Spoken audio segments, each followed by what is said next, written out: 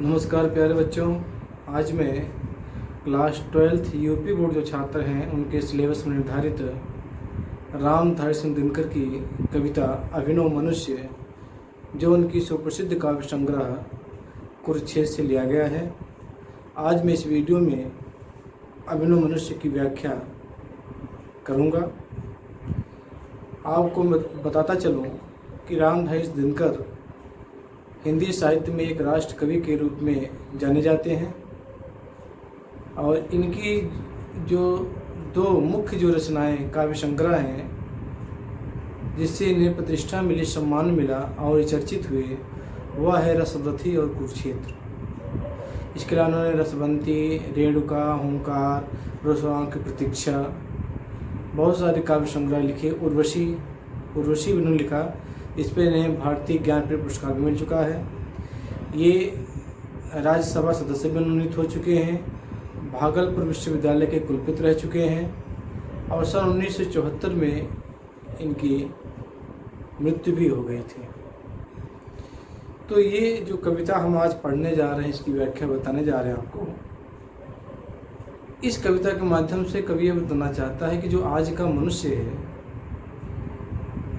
इसकी इच्छाएं दिनों दिन बढ़ती चली जा रही हैं। इसका मन शांत नहीं होता है। और साथ साथ इस कविता के माध्यम से भी बताने का प्रयास किया है कि आज का जो मनुष्य है वह विज्ञान में आशातीत प्रगति कर चुका है और यहाँ इतना प्रगति कर चुका है कि पृथ्वी का कोई भी भाग उसे अनजान नहीं रह गया है। वह कवि कह रहा है कि पृथ्वी उसके हाथ में रखे हुए आंवले की तरह, जिसके हर पृष्ठ पढ़ दिए गए हैं। लेकिन फिर भी कवि कहता है कि हम भले ही कितने भी विज्ञान में प्रगति कर लें, हम अपने जीवन में कितने भी भौतिक सुविधाओं को संग्रह कर लें, लेकिन अगर समाज में इंसानियत नहीं है, मानवता नहीं है, प्रेम नहीं है और हमारे जो मानवीय मूल्य हैं, बड़ों का सम्मान, ये सब चीज़ें नहीं हैं, तो भौतिक सुविधा सब नाम मात्र के हैं। आइए हम कविता पढ़ते हैं, देखते हैं। है बहुत बरसी धरती पर अमृत की धार, पर नहीं अब तक सुशीतल हो सका संसार। भोग लिप्सा आज भी लहरा रही उद्दाम, बह रही असहाय नर की भावना निष्काम। कवि कह रहा है कि हमारी जो धरती है, धरती मतलब धरती, पृथ्वी, इस पृथ्वी पर अमृत की बहुत सारी वर्षा हो चुकी है। अमृत की बहुत सारी वर्षा हो चुकी है धरती पर नहीं अब तक सुशीतल हो सका संसार। लेकिन फिर भी अब तक जो धरती है वह शीतल नहीं हो पाई है। कहने का प्राय ये है कि इस धरती पर बहुत बड़े बड़े ज्ञानी महापुरुष, यहाँ तक कि भगवान यहाँ पर अवतरित हुए, जिन्होंने असत्य को मिटाया, असत्य की विजय दिलाई। इसके बावजूद भी आज इस संसार में, इस देश में, पूरे विश्व में पाप, अत्याचार, अपराध, स्वार्थ की भावना की बोलबाला है। कह रहे हैं भोग लिप्सा आज भी लहरा रही उद्दाम। आज भी मनुष्य के अंदर जो तीव्र लालसा है वह है भौतिक सुविधा की। जो लालसा है वह दिनों दिन मनुष्य के मन में बलवती होती चली जा रही है। यानी भौतिक सुविधाओं पर जो उसका आकर्षण है वो दिनों दिन बढ़ता चला जा रहा है। बह रही असहाय नर की भावना निष्काम, और मनुष्य असहाय है, वो परेशान है, फिर भी उसकी जो निस्वार्थ की भावना है, जो स्वार्थ की भावना है, वो दिनों दिन बढ़ती चली जा रही है और निस्वार्थ की भावना दिनों दिन घटती चली जा रही है। भीष्म हों अथवा युधिष्ठिर हों कि भगवान, बुद्ध हों कि अशोक, गांधी हों कि ईश महान, सिर झुका सबको सभी को शेष निश्चयमान, मातृवाचक ही उन्हें देता हुआ सम्मान। दग्ध कर पर को स्वयं भी भोगता दुखदाह, जा रहा मानव चला अभी पुरानी राह। कवि कह रहा है कि चाहे भीष्म पितामह हो, चाहे युधिष्ठिर हो, या जो स्वयं खुद भगवान हो, चाहे महात्मा बुद्ध हों, चाहे सम्राट अशोक हों, चाहे महात्मा गांधी हों, चाहे ईसा मसीह हों, जितने भी महापुरुष और भगवान हैं, आज का मनुष्य इन्हें सिर झुका कर प्रणाम तो करता है, सभी को सिर निश्चित मान और इन्हें अपने श्रेष्ठ मानता है और सम्मान देता है, मातृवाच्य की उन्हें देता है सम्मान। लेकिन वह जो सम्मान है केवल वाणी से है, कर्म से नहीं है। यानी जो मनुष्य आज इन लोगों को जो सम्मान देता है वह केवल मुंह से देता है, कर्म से नहीं, क्योंकि इनके जो द्वारा बताए गए जो जीवन के आदर्श हैं वह उसे केवल कहता है लोगों के बीच में, लेकिन उसे पालन नहीं करता है, यानी उन आदर्शों को जीवन में अमल नहीं करता है। ये सबसे बड़ी बात है। दग्ध कर पर को स्वयं भी भोगता दुग्धा, और वह जो मनुष्य है वह दूसरों को भी परेशान करता रहता है, कष्ट देता रहता है। दग्ध कर पर मतलब दूसरों, तो मतलब होता है पीड़ा देना, कह रहे वह दूसरों को पीड़ा देता रहता है।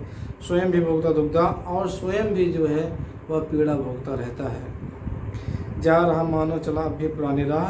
कवि कह रहा है कि समय कितना भी परिवर्तन क्यों ना हो जाए, आज हम नए मनुष्य, आज नए युग के नए मनुष्य कहलाते हैं, लेकिन हमारी जो है पुरानी भी हमारी जो विचारधारा है, हमारी जो इच्छा है, हमारे अंदर जो स्वार्थ की भावना है वो खत्म नहीं हो रही है, वो दिनों दिन बढ़ती जा रही है।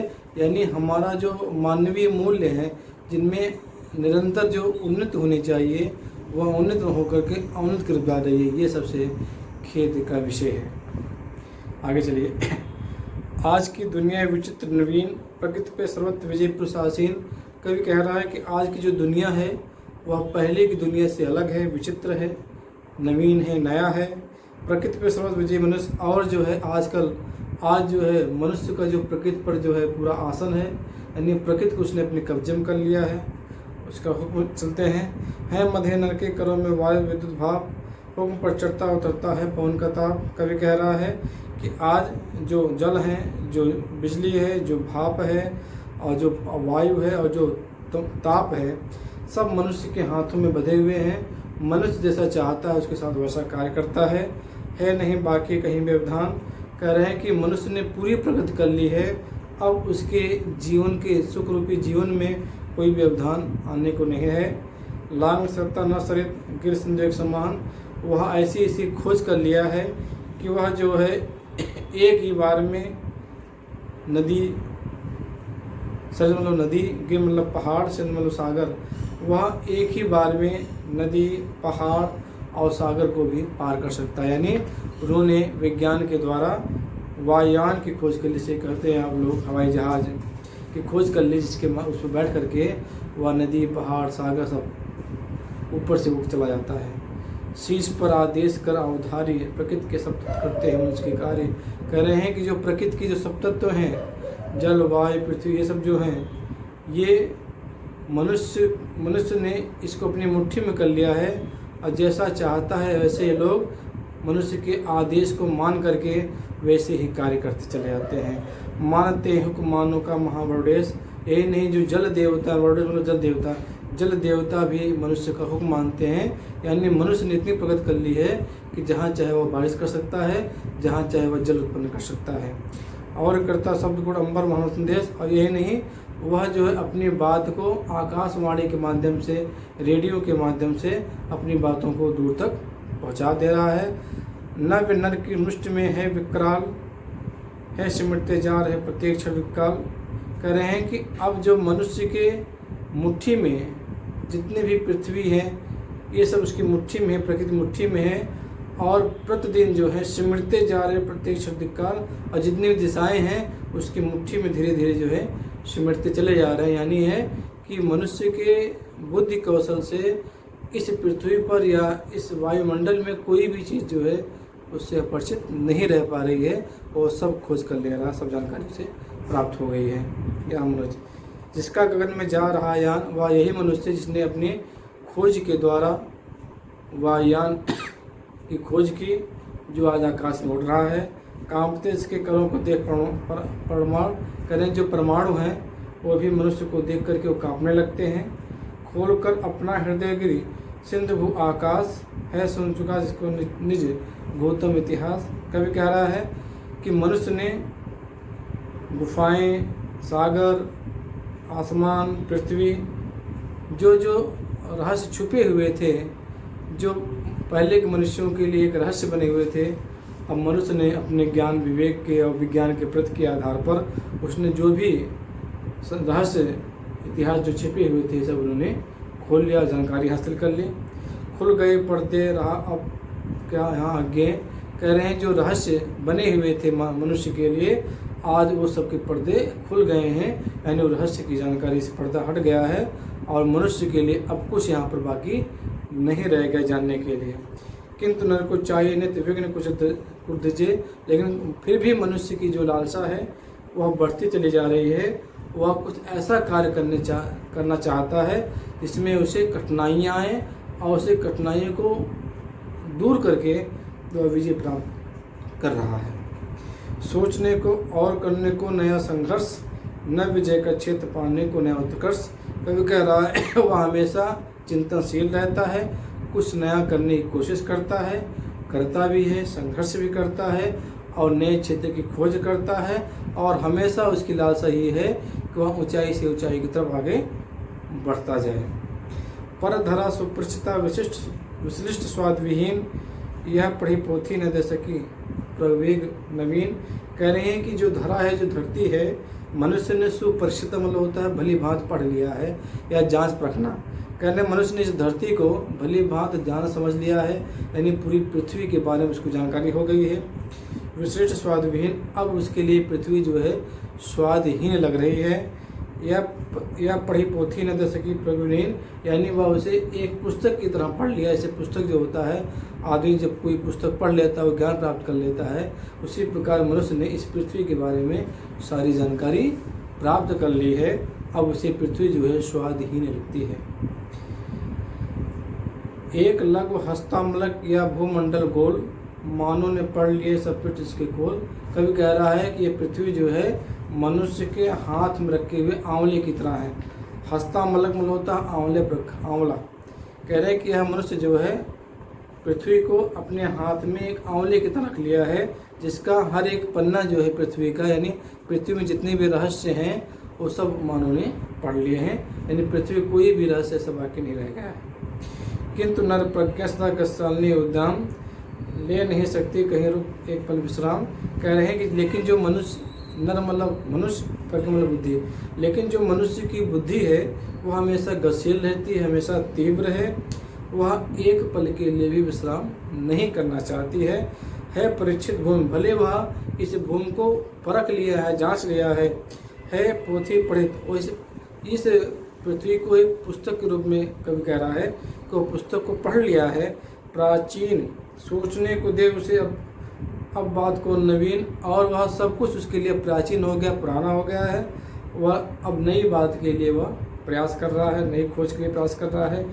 यह लघु ग्रह भूमंडल व्योम या संकीर्ण, अब उसके लिए जो पृथ्वी है एक छोटे ग्रह के समान हो गया है, और व्योम ये जो आकाश है उसके लिए वो छोटा, संकीर्ण मतलब छोटा हो गया, संकुचित हो गया है।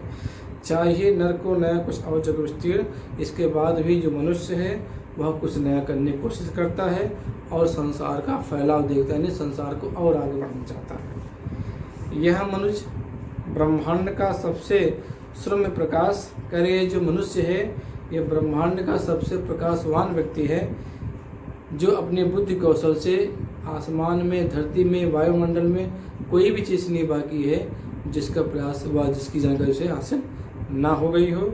कुछ छुपा सकते हैं जैसे भूमि आकाश, इस मनुष्य से कोई भी धरती या कोई आकाश है, कोई भी रहस्य छिपा नहीं सकते हैं, इसने सब खोज कर ली है।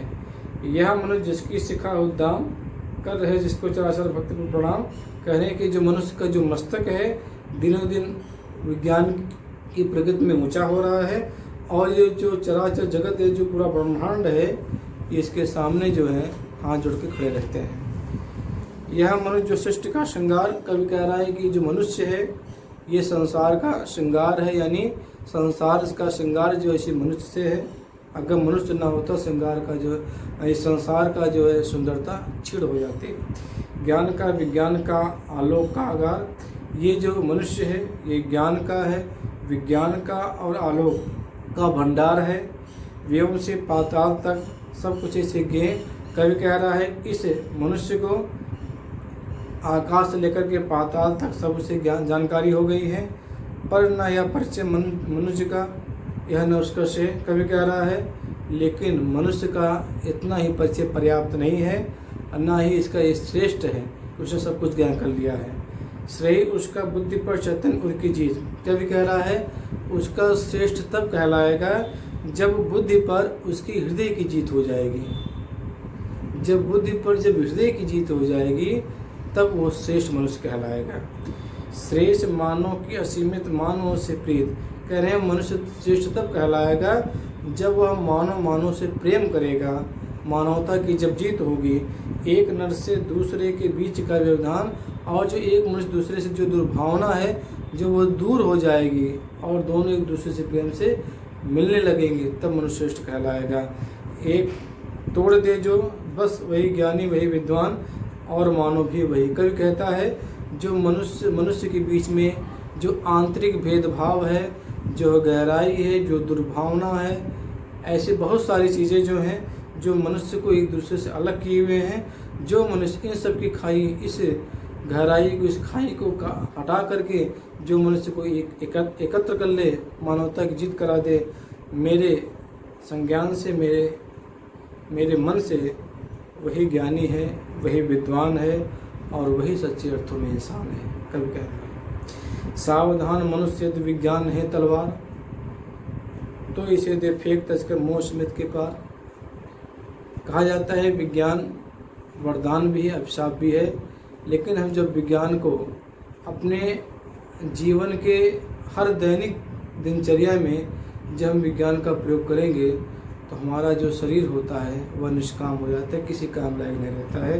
वही कवि कह रहा है कि विज्ञान का उतना ही प्रयोग किया जाए जितना चल सके, अत्यधिक मात्रा में इस प्रयोग न किया जाए, क्योंकि यह विज्ञान जो है मानव जाति के लिए बहुत ही खतरनाक है। सावधान मनुष्य यदि विज्ञान है तलवार। कवि कह रहा है कि मनुष्य सावधान हो जाओ अगर विज्ञान तलवार है। विज्ञान क्या उपमा दे रहे, तलवार की तरह। तो इसे तो फेंक तज के मोह स्मित के पार। कवि कह रहा है जो विज्ञान है यह इसे फेंक दे, इसका मोह इसको छोड़ दे और हमेशा के लिए इसे भूल जा। हो चुका है सिद्ध तू शिशु अभिज्ञान। कह तू एक छोटे बच्चे की तरह अबोध है जो अभी तुझे जानकारी नहीं है कि विज्ञान जो है तुम्हारे जीवन में विष घोल रहा है, तुम्हारे जीवन की सुख समृद्धियों को छीन रहा है। फूल कांटों के तुझे कुछ अभी नहीं पहचान। हे शिशु, हे मनुष्य, तो अभी छोटे बालक की तरह है। इस पर छोटे बालक को फूलों से कांटों से में कोई अंतर नहीं होता है कि फूल और कांटे में क्या पहचान है। खेल सकता तो नहीं, इसलिए हाथ में तलवार। तो इसे हाथ में लेकर के इस तलवार को, यानी इस तलवार रूपी विज्ञान को हाथ में लेकर खेल नहीं सकता है। अगर तू खेलेगा तो काट लेगा अंग तीखी बड़ी है धार। इससे तो अपने शरीर के अंग ही काट लेगा, यानी अपने शरीर को नुकसान ही पहुंचाएगा। क्योंकि अगर नंगी तलवार है, निश्चित है तुम्हारी जो है शरीर के अंग की ही हानि होगी। यानी इस लाइन के माध्यम से या इस पंक्ति के माध्यम से कवि यह बताना चाहता है कि जो विज्ञान है वह मनुष्य के अंदर एक विभेद पैदा कर रहा है, एक वैमनस्य पैदा कर रहा है और मनुष्य को आलसी बना रहा है। और मनुष्य के जो पारिवारिक रिश्ते हैं और मनुष्य के जो आंतरिक रिश्ते हैं और दिनों दिन जो है दूरी बढ़ती चली जा रही है। इसलिए इस कविता के आखिरी पंक्ति में कवि ये कहना चाहता है कि विज्ञान का प्रयोग हम उतने अधिक से अधिक मात्रा में न करके बल्कि कम से कम मात्रा में करें जितना हमारा जीवन चल सके। और विज्ञान का प्रयोग हमारे जीवन के लिए खतरनाक है, ऐसा कवि कहता है। तो प्यारे बच्चों, मुझे उम्मीद है कि ये कविता आपको ज़रूर पसंद आएगी और पसंद आए तो लाइक कीजिए। और इस कविता की व्याख्या जब आप पढ़ें तो अपने पास पुस्तक ज़रूर रखें और पुस्तक रखते समय जो इसकी कविता है अपने मनुष्य उसको देखते रहें और व्याख्या सुनते रहें। और मुझे उम्मीद है कि व्याख्या आपको ज़रूर तैयार हो जाएगी, आपको पुनः जो है पढ़ने की ज़रूरत नहीं पड़ेगी। तो आज के लिए बस इतना ही। जल्द ही मैं नए वीडियो के साथ उपस्थित होता हूँ। तब तक अपना ख्याल रखिए, स्वस्थ रहिए, पसंद रहिए। जय हिंद, वंदे मातरम।